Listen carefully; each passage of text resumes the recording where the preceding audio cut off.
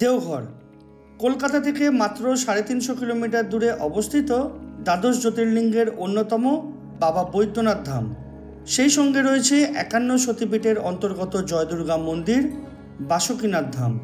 মনের ভক্তি, বাবার মাথায় জল ঢালার শান্তি কিংবা সপ্তাহান্তে দুদিনের ছুটিতে একটা ছোট হাওয়া বদল, উদ্দেশ্য যাই হোক না কেন, ঝটিকা সফরের দেওঘর ভ্রমণ একদমই পারফেক্ট।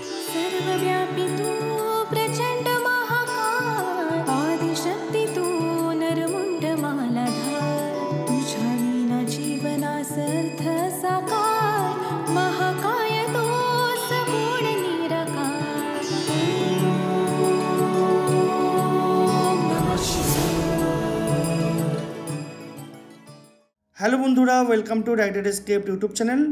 আজকের এই দেওঘর ট্যুর গাইড ভিডিওতে আমরা আলোচনা করব দেওঘর কিভাবে যাবেন, কোথায় থাকবেন, কি খাবেন, কি দেখবেন, কোন সময়ে যাবেন, সঙ্গে কেনাকাটা ও সম্ভাব্য খরচসহ একটা ট্যুর প্ল্যান। এই ভিডিওতে যেহেতু সমস্ত টপিক নিয়ে বিস্তারিতভাবে আলোচনা করব, তাই দেওঘর ট্যুর গাইড ভিডিওটা একটু বড় হতে পারে। আপনারা মন দিয়ে পুরো ভিডিওটা দেখলে আশা করি সব প্রশ্নের উত্তর পেয়ে যাবেন। এছাড়াও ভিডিওতে আলোচনা করা প্রত্যেকটা টপিকের টাইম স্ট্যাম্প আমি নিচের ডেসক্রিপশন বক্সে দিয়ে রাখলাম, চাইলে স্পেসিফিক টপিকটাও দেখে নিতে পারেন। আর হ্যাঁ, আপনারা যদি চ্যানেলটাকে সাবস্ক্রাইব না করে থাকেন তাহলে সাবস্ক্রাইব করে বেল নোটিফিকেশানটা অন করে দিতে পারেন। সেক্ষেত্রে নতুন কোনো ভিডিও এলেই আপনারা আপনাদের মোবাইলে নোটিফিকেশান পেয়ে যাবেন। চলুন তাহলে দেরি না করে আজকের দেওঘর ট্যুর গাইড ভিডিওটা শুরু করা যাক। প্রথমেই বলি দেওঘর কিভাবে যাবেন। কলকাতা সহ দেশের বিভিন্ন প্রান্তের সাথে দেওঘরের যোগাযোগ ব্যবস্থা খুবই ভালো। কলকাতা থেকে দেওঘর যাওয়ার সবথেকে ভালো উপায় হলো ট্রেন। বাবাধামের 3 কিলোমিটার দূরে অবস্থিত দেওঘর স্টেশন। কলকাতা থেকে সরাসরি দেওঘর স্টেশন যাওয়ার একটাই মাত্র ট্রেন আছে, ময়ূরাক্ষী এক্সপ্রেস, যা প্রতিদিন বিকেল 4:25 ছেড়ে রাত 12:35 দেওঘর পৌঁছয়। এছাড়াও ধানবাদ, রাঁচি, দুমকা, বেনারস ইত্যাদি জায়গা থেকেও দেওঘর স্টেশনে ট্রেন পাওয়া যায়। তবে দেওঘরের প্রধান স্টেশন হলো প্রায় 7 কিলোমিটার দূরে অবস্থিত যশোডি জাংশন, যেখানে প্রায় সব ট্রেনই দাঁড়ায়। কলকাতা থেকে যশোডি জাংশন যাওয়া ও আসার ট্রেনের লিস্ট স্ক্রিনে দিয়ে রাখলাম, চাইলে পজ করে দেখে নিতে পারেন। ট্রেন বিশেষে সময় লাগবে কম বেশি 4 থেকে 6 ঘন্টা মতো। যশোডি স্টেশন থেকে বাবাধামের 600 মিটার আগে পপুলার টাওয়ার চক বা ঘণ্টাঘর যাওয়ার অটো পাওয়া যায়। শেয়ারে ভাড়া জনপ্রতি 30 টাকা, আর রিজার্ভ করলে 120 থেকে 150 টাকা মতো নেয়। এছাড়াও কলকাতা থেকে বাসে দেওঘর যাওয়া যায়, সময় লাগে 9 থেকে 11 ঘন্টা মতো। কৃষ্ণা রাজাত নামে একটা বাস অপারেটর রোজ 2টো করে সিটার কাম স্লিপার বাস চালায়। চাহিদা ও সিটের টাইপের ওপর নির্ভর করে ভাড়া 700 টাকা থেকে শুরু হয়। রেড বাস, অভিবাস ইত্যাদি অনলাইন ওয়েবসাইট বা বাবুঘাটের অফলাইন কাউন্টার থেকে টিকিট কাটতে পারেন।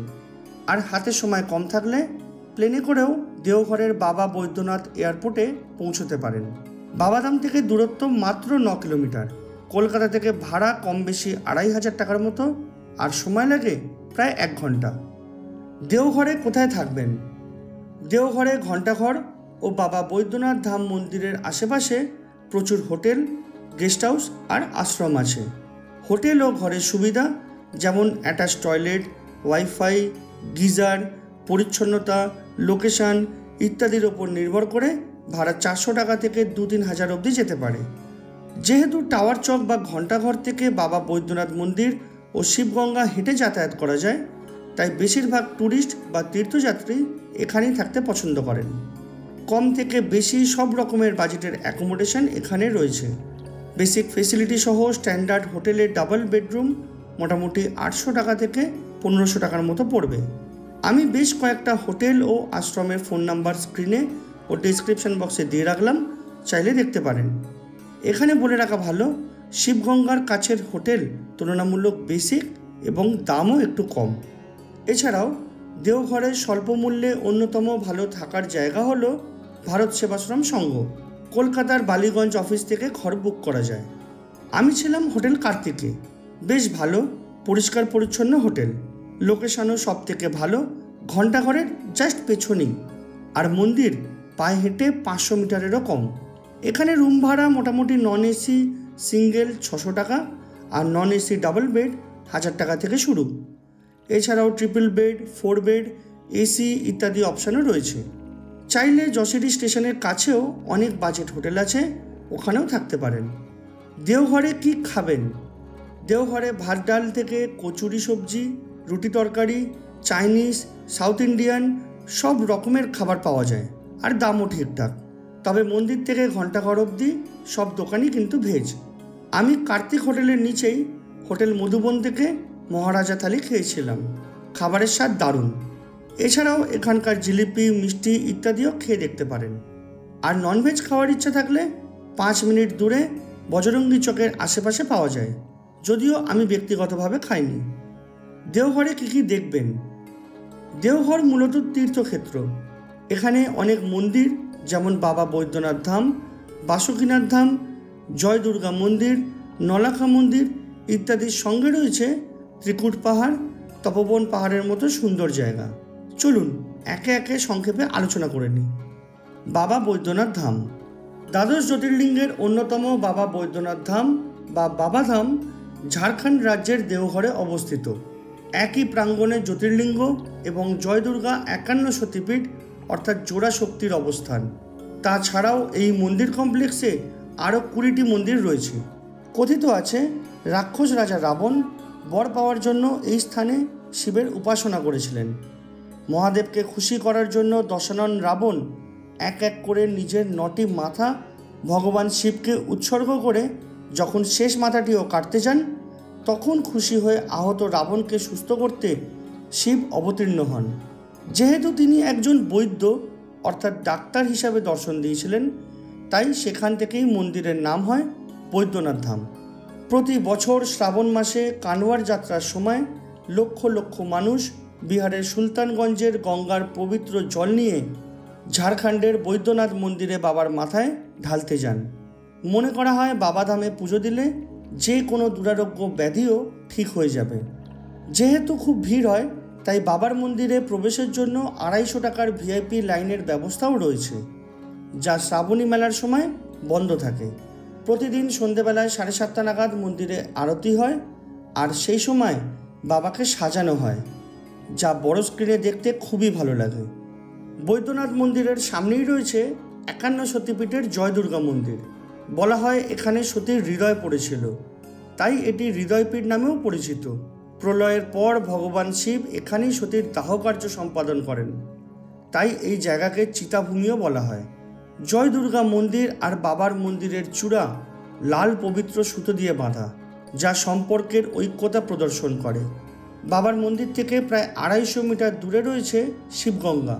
মনে হয় এখানে স্নান করে বাবার মাথায় জল ঢাললে তবেই সেই জলাভিষেক সম্পন্ন হয়। চাইলে টাওয়ার চক থেকে টোটোতে 20 টাকা দিয়ে এই শিবগঙ্গায় আসা যায়। বাসুকীনাথ ধাম। দেওঘর থেকে প্রায় 46 কিলোমিটার দূরে অবস্থিত বাসুকীনাথ ধাম। স্থানীয় বিশ্বাস মহাদেব ও বাসুকীনাথ যমজ ভাই, তাই বৈদ্যনাথ ধাম ও বাসুকীনাথ ধাম একই আদলে তৈরি। আবার অনেকে বিশ্বাস করেন মহাদেবেরই অন্য রূপ বাসুকীনাথ। বৈদ্যনাথ ধামের মতো এখানেও শিবগঙ্গায় স্নান ও পরিক্রমা করে বাবার মাথায় জল ঢালা হয়। শ্রাবণী মেলা বা কানওয়ার যাত্রার সময় প্রত্যেক পুণ্যার্থী বৈদ্যনাথ ধামে জল ঢেলে তারপর এখানে এসে বাসুকীনাথের মাথায় জল ঢালেন। চাইলে দেওঘর থেকে ট্রেন ও বাসেও বাসুকীনাথ ধাম যাওয়া যায়।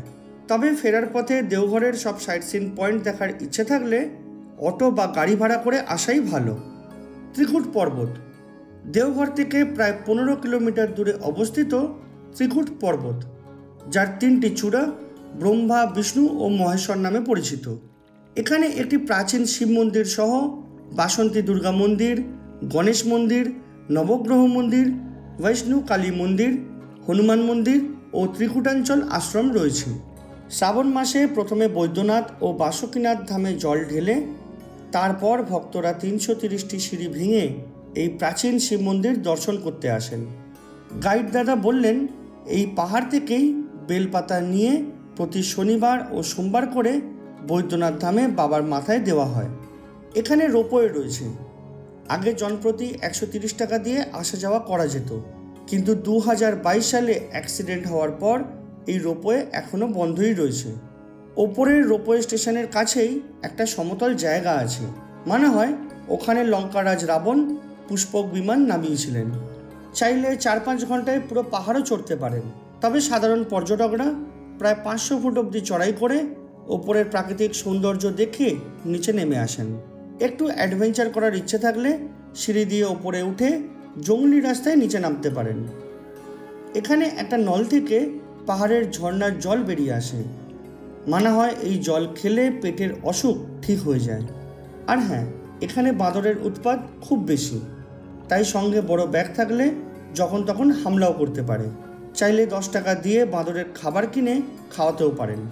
ত্রিকুট পাহাড় ভালো করে ঘুরে দেখার জন্য একটা গাইড নিতে হয়।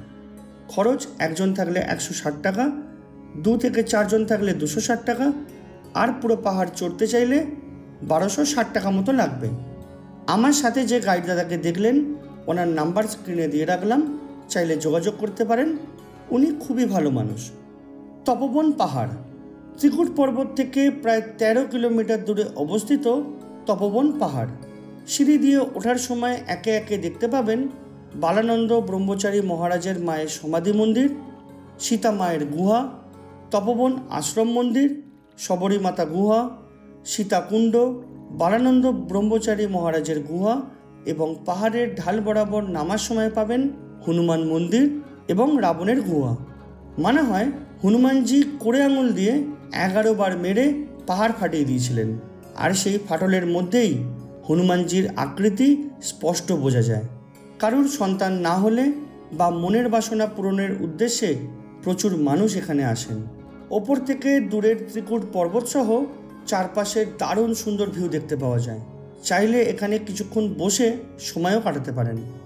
এখানে একটা কথা বলে রাখি, গাইড দাদারা যে পাহাড়ের ঢাল দিয়ে নামায় সেখানে পা স্লিপ হওয়ার চান্স কিন্তু খুব বেশি, এবং জায়গায় জায়গায় সরু ও অনেক উঁচু নিচু পাথরের মধ্যে দিয়ে আসতে হয়। তাই খুব বেশি বয়স্ক মানুষ থাকলে এই রাস্তা না নেওয়াই ভালো। গাইডের চার্জ জনপ্রতি কম বেশি হয়। আমি একা ছিলাম, তাই 100 টাকা নিয়েছিল। নলাখা মন্দির ঘণ্টাঘর থেকে প্রায় 2.5 কিলোমিটার দূরে অবস্থিত 146 ফুট উঁচু এই রাধাকৃষ্ণ মন্দির বালানন্দ ব্রহ্মচারী মহারাজের আদেশে কলকাতার পাথুরিয়াঘাটার রানী চারুশীলা তৈরি করিয়েছিলেন। সেই সময় এই মন্দির তৈরিতে 9 লক্ষ টাকা খরচ হয়েছিল, তাই এই মন্দির নলাখা মন্দির নামে পরিচিত। মন্দির সকাল 7টা থেকে দুপুর 12টা এবং দুপুর 2টো থেকে 7:30 অবধি খোলা থাকে, আর আরতি হয় সন্ধ্যে 7টার সময়। শ্রী অনুকূল ঠাকুরের সৎসঙ্গ আশ্রম নলাখা মন্দির থেকে প্রায় 4.5 কিলোমিটার দূরে অবস্থিত শ্রী অনুকূল ঠাকুরের সৎসঙ্গ আশ্রম, এটিই প্রধান শাখা। এখানকার আনন্দবাজার বিল্ডিংয়ে দিনে 3 বার অন্নভোগ খাওয়ানো হয়। চাইলে কুপন কেটে ভোগ খেতে পারেন। এছাড়াও সকালে এবং সন্ধেবেলায় প্রার্থনা হয়, চাইলে আপনারা ওখানে বসে শুনতেও পারেন। এছাড়াও দেওঘরে আরও কিছু দেখার জায়গা রয়েছে, যেমন জগৎবন্ধু আশ্রম, নবদুর্গা মন্দির, নন্দন পাহাড় ইত্যাদি। দেওঘর কিভাবে ঘুরবেন? দেওঘর ঘোরার সবথেকে আদর্শ এবং বাজেট ফ্রেন্ডলি উপায় হলো অটো। সাইট সিনে কটা পয়েন্ট দেখাবে বা কতক্ষণ সময় লাগবে তার ওপর নির্ভর করে ভাড়া 500 টাকা থেকে 1500 টাকা অবধি হতে পারে। যেমন ওপরে আলোচনা করা প্রত্যেকটা জায়গা একদিনে দেখলে ভাড়া পড়বে 1300 থেকে 1500 টাকার মধ্যে, আর দুদিনে দেখলে মানে প্রথম দিন বাসুকীনাথ ধাম, ত্রিকুট পাহাড় ও নন্দন পাহাড় দেখলে 1000 টাকা, আর দ্বিতীয় দিন তপোবন, সৎসঙ্গ আশ্রম, নবদুর্গা মন্দির, জগৎবন্ধু আশ্রম, নলাখা মন্দির ইত্যাদি দেখলে 600 থেকে 800 টাকা মতো। আমি যে অটোওয়ালার সাথে ঘুরেছিলাম ওনার নাম্বার স্ক্রিনে দিয়ে রাখলাম, প্রয়োজনে যোগাযোগ করতে পারেন। আর এই পুরো সাইট সিনটাই গাড়ি ভাড়া করে ঘুরলে একদিনে 8 থেকে 9 ঘন্টায় পুরো ঘোরা সম্ভব। সেই ক্ষেত্রে ভাড়া পড়বে 2000 থেকে 2500 টাকার মতো। দেওঘর যাওয়ার সবথেকে ভালো সময় কোনটা? দেওঘরে বছরের যে কোনো সময়তেই যাওয়া যায়, তবে বেশিরভাগ পর্যটকই শীতকালে দেওঘরে যেতে বেশি পছন্দ করেন। অর্থাৎ অক্টোবর থেকে মার্চ মাস দেওঘর যাওয়ার জন্য আদর্শ। এছাড়াও শিবরাত্রি ও শ্রাবণ মাসে কানওয়াড় যাত্রার সময় বাবার মাথায় জল ঢালার জন্য দেওঘরের লক্ষ লক্ষ মানুষের সমাগম হয়। আর ঘন সবুজের সমারোহ দেখার জন্য বৃষ্টির সময় বা তারপর যেতে পারেন, দারুণ লাগবে। কিছু দরকারি টিপস ও কীরকম কেনাকাটা করতে পারেন। কিছু ক্ষেত্রে গাড়ির ড্রাইভাররা কম টাকায় সাইট সিন করানোর লোভ দেখায়, কিন্তু পরে পেট্রোল ভরতে হবে কিংবা পার্কিং বা ওয়েটিং চার্জ বেশি লাগবে বলে পয়সা উসুল করে নেয়। এখানকার স্ট্যান্ডার্ড হোটেলের দাম সারা বছর একই থাকে, তাই পিক সিজনে বেশি টাকা দেওয়ার কোনো ভয় নেই। অটো বা গাড়ি রিজার্ভ করার আগে ভালো করে প্রত্যেকটা জায়গা নিয়ে কথা বলে নেবেন, না হলে পরে বেশি টাকা চাইতে পারে। বাসুকিনাথ সহ সব সাইট সিন একদিনে করতে চাইলে সকাল 8টার মধ্যে বেরোনো ভালো, না হলে শেষের দিকে তাড়াহুড়ো করতে হবে। সাধারণত সকালেই দেওঘর পৌঁছানো সব থেকে ভালো, তবে অপশান না থাকলে সন্ধেবেলায় পৌঁছে সেই দিনই বাবা বৈদ্যনাথ ও মা দুর্গার দর্শন সম্পন্ন করতে পারেন, তাহলে পরের দিন পুরোটা সাইট সিনের জন্য রাখতে পারবেন। এবারে বলি কেনাকাটার ব্যাপারে। দেওঘরের প্যারা খুবই বিখ্যাত, এখানে প্রচুর দোকানও আছে, তবে প্যারা কেনার আগে ভালো করে টেস্ট করে নেওয়াটা দরকার। আমাকে অটোওয়ালা বাসুকিনাথ ধাম থেকে ফেরার সময় একটি দোকানে নিয়ে গেছিলেন, মা দুর্গা ধাবা। ওখান থেকে 1 কিলো মতো প্যারা কিনেছিলাম, আর সেই প্যারা খেতেও খুব ভালো ছিল। আমার দেওঘর ভ্রমণের অভিজ্ঞতা অনুযায়ী কলকাতা থেকে দেওঘর ভ্রমণের একটা সম্ভাব্য ট্যুর প্ল্যান স্ক্রিনে দিলাম। আপনারা আপনাদের সুবিধা মতো দিন অদল বদল করে দেওঘর ট্যুরটা প্ল্যান করতে পারেন। এছাড়াও দুজনের জন্য 1 রাত 2 দিনের একটা আনুমানিক খরচের হিসাবও এখানে দিলাম। মাথায় রাখবেন, এখানে খাওয়া দাওয়ার হিসাব ধরা নেই। যদি আপনাদের দেওঘর ট্যুর গাইড ভিডিওটা ভালো লেগে থাকে তাহলে ভিডিওটা লাইক ও শেয়ার করে চ্যানেলটা সাবস্ক্রাইব ও বেল নোটিফিকেশানটা অন করে দিতে পারেন। আপনাদের যদি কোনো সাজেশন বা প্রশ্ন থাকে তাহলে অতি অবশ্যই কমেন্টে জানাবেন, আর যদি ভিডিওটা ভালো না লাগে তাহলে ডিসলাইক করতে পারেন, কোনো অসুবিধা নেই। চলুন তাহলে আজকের মতো এটুকুই, দেখা হবে পরের ভিডিওতে। বাই।